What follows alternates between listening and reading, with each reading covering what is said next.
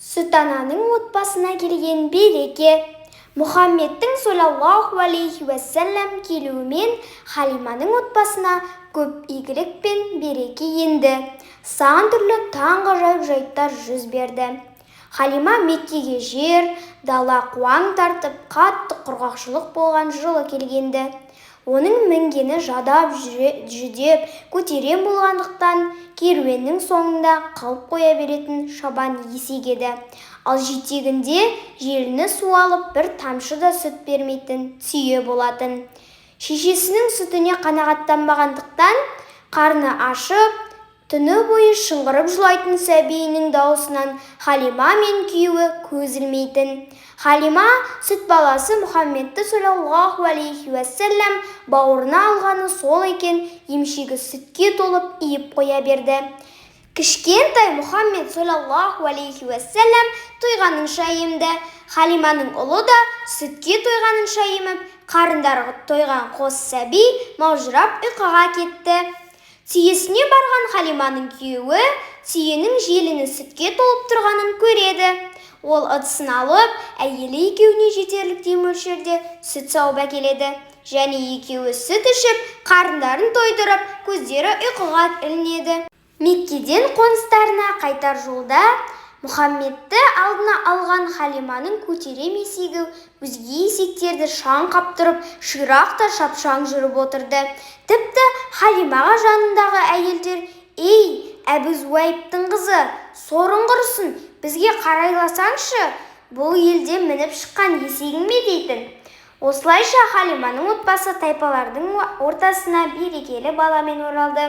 Бәну Сағ тайпасы мекендейтін жер ең бір құнансыз, шөпсіз аймақ болатын. Алайда Мұхаммед саллаллаху алейхи уассалам келгелі Халималардың жайылымға жіберген қойлары кешкісін өрістен қарындары тойып, желіндері сыздап, сүтке толып қайтатын болды. Өзге отбасылар бір тамшы сүтке зар болып отырғанда, Халиманың отбасы малын сауып, сүт ішіп жатты. Тіпті тайпаластары қойшыларына қойларды Халиманың қойшысы жайған жерге жайындар дейтін. Бірақ олардың қойлары Халиманың қойлары жайылған жерге жайылса да, құрсақтары аш, желіндері сүтсіз қайтатын. Пайғамбарымыз саллаллаху алейхи уассалам 2 жасқа толып, Халима оны сүттен айырғанша, бұл отбасына Алланың берекесі мен игілігі еш толастамады. Пайғамбар саллаллаху алейхи уассалам басқа балаларда емес, өзгеше өсті. 2 жасқа толмастан-ақ буындары қатайған, ширақ бала болып жетілді. Емізу мерзімі аяқталып, кішкентай Мұхаммедті саллаллаху алейхи уассалам сүттен ажыратқан соң, сүт ананың оны өз анасына апарып табыстауы керек болды. Бірақ бала арқылы келіп жатқан игіліктерге куә болып жүрген Халиманың көңілінде оған деген қимастық сезім ұялады.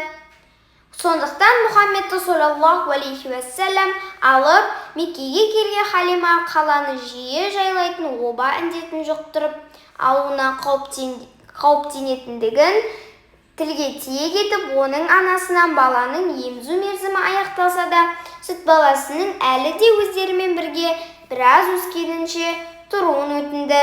Халиманың уәжін орынды санаған анасы оның Мұхаммедті саллаллаху алейхи уассалам қайтадан алып кетуіне рұқсатын береді. Осылайша бүлдіршін қуанышы қойнына сыймай, шаттанған сүт анасымен бірге Бәну Сағ тайпасына қайта оралды. Мұхаммед саллаллаху алейхи уассалам онда тағы 2 не 3 жылдай тұрды. Келесі тақырыбымызда Жәбірейіл періштенің пайғамбардың саллаллаху алейхи уассалам кеудесін жару жайлы айтамыз. Арнамыздан алыстамай, біздің видеоларымызды жиі қарап, лайк басып кетіңіз. Балаларыңызбен бірге пайдалы уақыт өткізіңіз.